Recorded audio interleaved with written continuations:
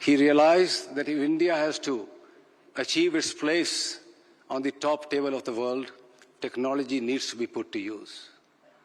And one of the main pillars of his vision was Digital India. That fired up all the entrepreneurs who are connected with telecom and digital services. That ushered in the 4G revolution in this country within 2 years of his assumption of office. That brought in smartphones in the hands of not just rich urban Indians, but in the poorer Indians in the most rural and hinterlands of India. That, as our minister rightly said, ushered in a revolution of digital broadband connectivity that connected them to wonderful services that both private sector and indeed the government and public sector had to offer. That spawned a number of startups in this country, turning many of them into unicorns and bringing in billions of dollars from the world.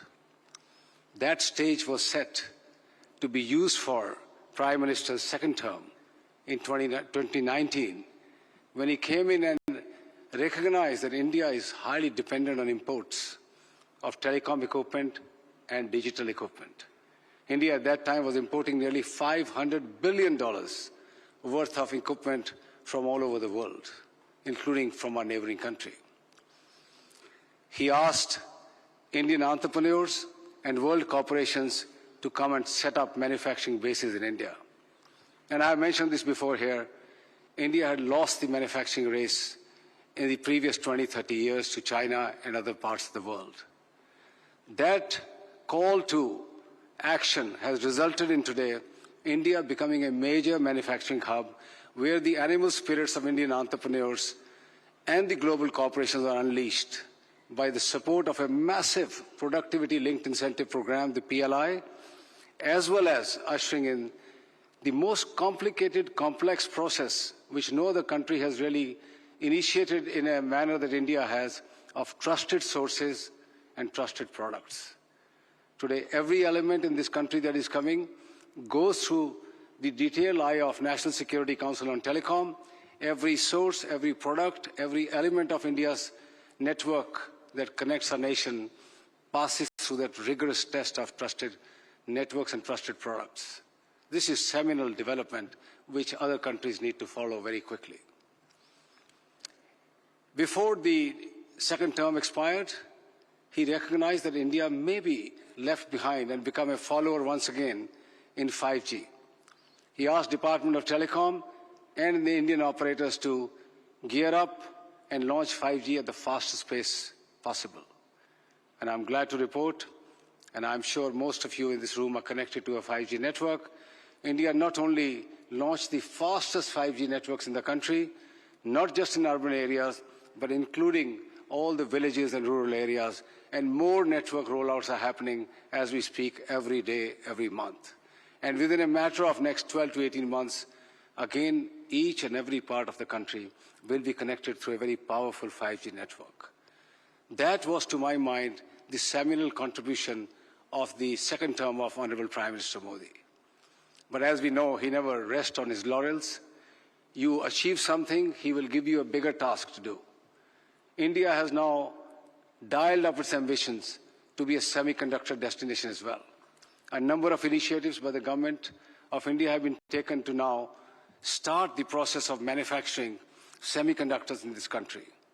Alliances globally are being built.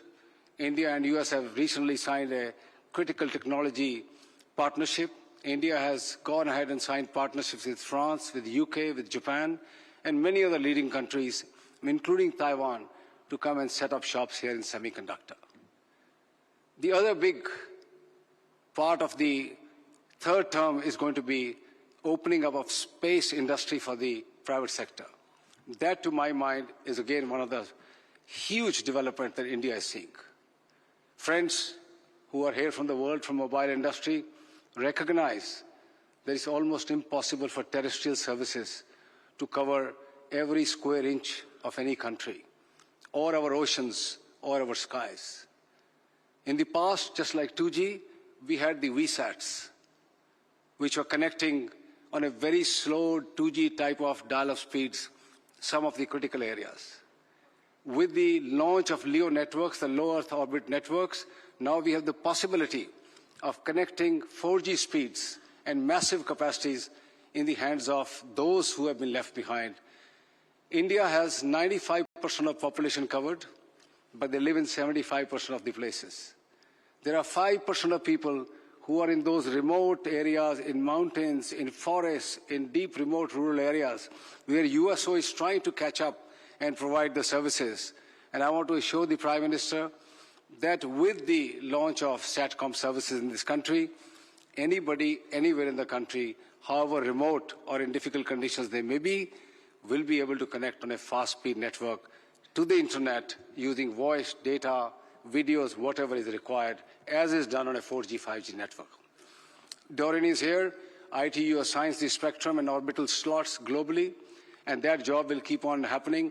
However, there is now a debate going on across the world, and there is where I would like to draw the attention of the Honourable Prime Minister, that intertemporal choices will have to be made as to how satellite, which is moving fast in technologies, need to coexist with terrestrial networks. My message is very simple. Telecom companies around the globe have done a seminal work in connecting the world. They will take the satellite services into the remotest parts of their nations through the USO program and directly through themselves. And those satellite companies who have ambitions to come into urban areas serving elite retail customers just need to take the telecom licenses like everybody else, be bound with the same conditions. They need to buy the spectrum as the telecom companies buy. They need to pay the license fee as the telecom companies do, and also secure their networks like telecom companies do. This is a simple solution which can be done on a global scale, and India can again show the way in this particular regard. Finally, Honourable Prime Minister, I'd like to assure you that Airtel has been at the forefront of India's telecom revolution. It has stood the test of time. It has seen the journey right from the 2G and dial-up modems to where we are in India today, creating a digital revolution that the world is seeing. And Bharti Airtel will be a very responsible company. While building these fanciful networks, it will be responsible towards its customers, it will be responsible towards its stakeholders, and I'm glad that Airtel took the initiative of launching India's first anti-spam network, blocking in billions of calls coming from scamsters, billions of messages coming from fraudsters to secure the lives of our customers. We are now working with the industry to ensure, and with the Department of Telecom, that our people, when they're using these networks and enjoying all those services, are safe and secure. Honourable Prime Minister, Bharti Airtel will play its role in your vision of building a very powerful India. Thank you very much.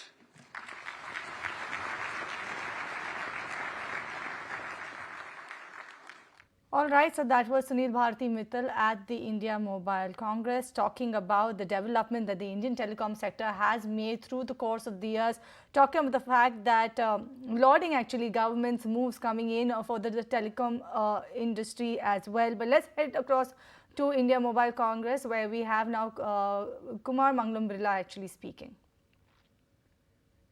Shri Narendra Modi ji, Honorable Minister of Communication, Shri Aditya Sindhya, Honorable Minister of State for Communication, Dr. Chandrasekhar, Chairman DCC and Secretary DOT, Dr. Neeraj Mittal, my colleagues from the industry, ladies and gentlemen.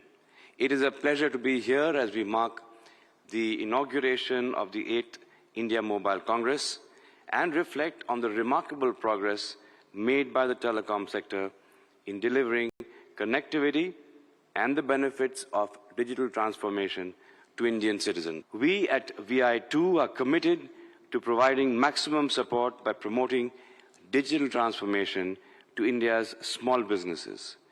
With a focus on technologies like 5G, IoT, AI and cloud services, the VI Business Ready for Next program is helping MSMEs assess their digital readiness, identify areas for improvement, and adopt necessary digital solutions to become future-ready corporations. Since its launch in June 2022, over 1.6 lakh MSMEs have used the VI platform. And through the power of our telecom platforms, I believe that we can create a thriving digital ecosystem that empowers our MSMEs to drive India's economic growth.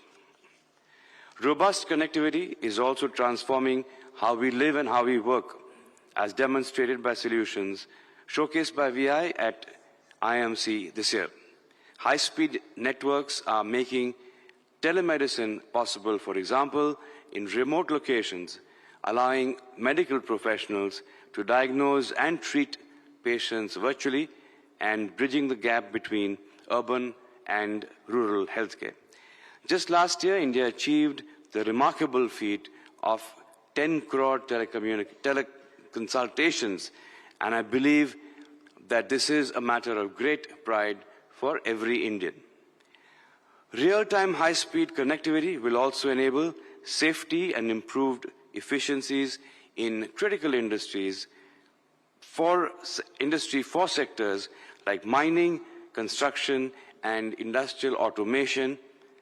Unimaginable some years ago, it is remarkable how far we have come in connecting people, machines, and devices with such efficiency.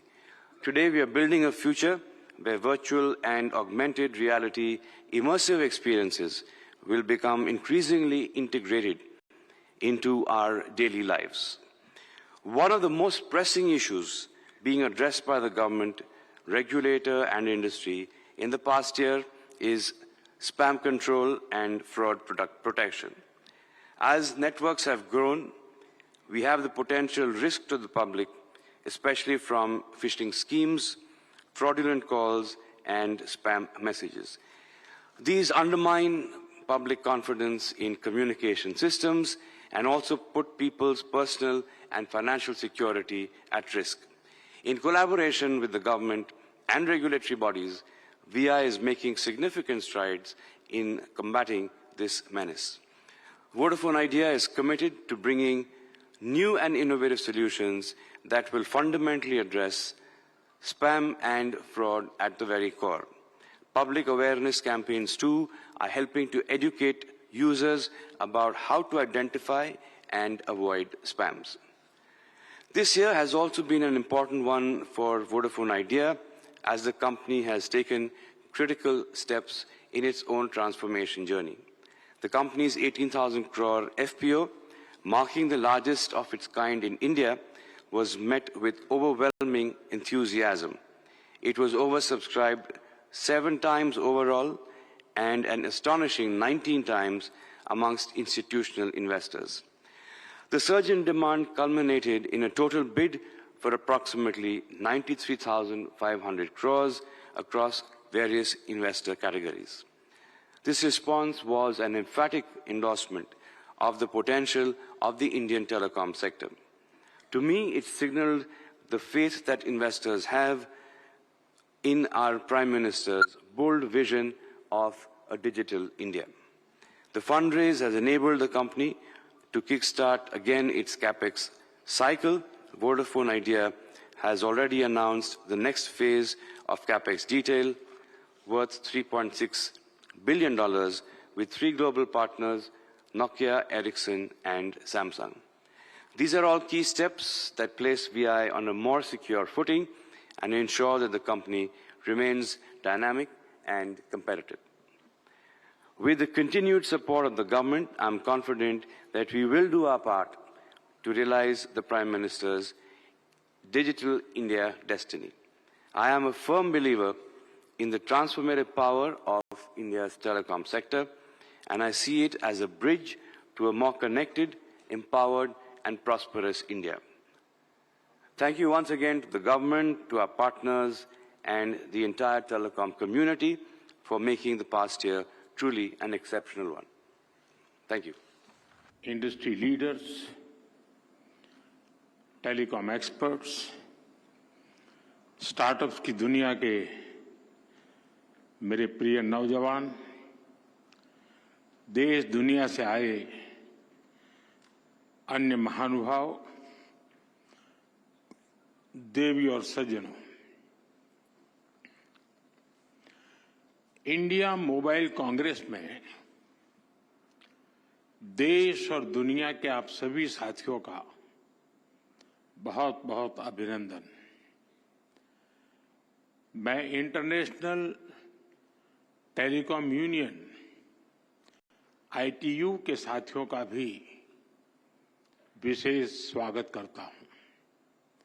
आपने WTSA के लिए पहली बार भारत चुना है। मैं आपका आभारी भी हूं और आपकी सराहना भी करता हूं। साथियों, आज भारत टेलीकॉम और उससे जुड़ी टेक्नोलॉजी के मामले में दुनिया के सबसे हैपनिंग देशों में से एक है। भारत जहां 120 करोड़ यानी 1200 मिलियन मोबाइल फोन यूजर्स हैं, भारत जहां 95 करोड़ यानी 950 मिलियन इंटरनेट यूजर्स हैं, भारत जहां दुनिया का 40% से अधिक का रियल टाइम डिजिटल ट्रांजैक्शन होता है, भारत जिसने डिजिटल कनेक्टिविटी को लास्ट माइल डिलीवरी का इफेक्टिव टूल बनाकर दिखाया है, वहां ग्लोबल टेलीकम्युनिकेशन के स्टैंडर्ड और फ्यूचर पर चर्चा ग्लोबल गुड का भी माध्यम बनेगी। मैं आप सभी को बहुत बहुत शुभकामनाएं देता हूं। फ्रेंड्स, WTSA और इंडिया मोबाइल कांग्रेस का एक साथ होना भी बहुत महत्वपूर्ण है। WTSA का लक्ष्य ग्लोबल स्टैंडर्ड्स पर काम करना है, वहीं इंडिया मोबाइल कांग्रेस की बड़ी भूमिका सर्विसेज के साथ जुड़ी हुई है। इसलिए आज का ये आयोजन स्टैंडर्ड्स और सर्विसेज दोनों को एक ही मंच पर ले आया है। आज भारत क्वालिटी सर्विस पर बहुत ज्यादा फोकस कर रहा है। हम अपने स्टैंडर्ड्स पर भी विशेष बल दे रहे हैं। ऐसे में WTSA का अनुभव भारत को एक नई ऊर्जा देने वाला होगा। साथियों, WTSA पूरी दुनिया को कंसेंसस के जरिए एम्पावर करने की बात करता है। इंडिया मोबाइल कांग्रेस पूरी दुनिया को कनेक्टिविटी के जरिए सशक्त करने की बात करती है। यानी इस इवेंट में कंसेंसस और कनेक्टिविटी भी एक साथ जुड़ी है। आप जानते हैं कि आज की कॉन्फ्लिक्ट से भरी दुनिया के लिए इन दोनों का होना कितना जरूरी है। भारत हजारों वर्षों से वसुधैव कुटुंबकम के अमर संदेश को जीता रहा है। हमें G20 का नेतृत्व करने का अवसर मिला, तब भी हमने one earth, one family, one future का ही संदेश दिया। भारत दुनिया को कॉन्फ्लिक्ट से बाहर निकालकर कनेक्ट करने में ही जुटा है। प्राचीन सिल्क रूट से लेकर आज के टेक्नोलॉजी रूट तक भारत का हमेशा एक ही मिशन रहा है, दुनिया को कनेक्ट करना और प्रगति के नए रास्ते खोलना। ऐसे में WTSA और IMC की ये साझेदारी भी एक प्रेरक और शानदार मैसेज है। इतनी ही नई कंपनियों को नए मौके दिए हैं। अब आजकल ओएनडीसी की भी ऐसी ही चर्चा हो रही है। ओएनडीसी से भी डिजिटल कॉमर्स में नई क्रांति आने वाली है। हमने कोरोना के दौरान भी देखा है कि कैसे हमारे डिजिटल प्लेटफॉर्म्स ने हर काम आसान किया है। जरूरतमंदों तक पैसा भेजना हो, कोरोना से निपटने में जुटे कर्मचारियों तक रियल टाइम गाइडलाइंस भेजनी हो, वैक्सीनेशन का प्रोसेस स्ट्रीमलाइन करना हो, वैक्सीन का डिजिटल सर्टिफिकेट देना हो, भारत में सब कुछ बहुत स्मूथली हुआ। आज भारत के पास एक ऐसा डिजिटल बुके है जो दुनिया में वेलफेयर स्कीम्स को एक नई ऊंचाई दे सकता है। इसलिए G20 प्रेसिडेंसी के दौरान भी भारत ने डिजिटल पब्लिक इंफ्रास्ट्रक्चर पर बल दिया। और आज मैं फिर दोहराऊंगा, भारत को डीपीआई से संबंधित अपना अनुभव और जानकारी सभी देशों के साथ शेयर करने में खुशी होगी। साथियों, यहां WTSA में नेटवर्क ऑफ वीमेन इनिशिएटिव पर भी चर्चा होनी है। ये बहुत ही इंपॉर्टेंट विषय है। भारत वीमेन लेड डेवलपमेंट को लेकर बहुत ही गंभीरता से काम कर रहा है। G20 प्रेसिडेंसी के दौरान भी हमने अपने इस कमिटमेंट को आगे बढ़ाया। टेक्नोलॉजी सेक्टर को इंक्लूसिव बनाना, टेक्नोलॉजी प्लेटफॉर्म से महिलाओं को एम्पावर करना, भारत इस लक्ष्य को लेकर चल रहा है।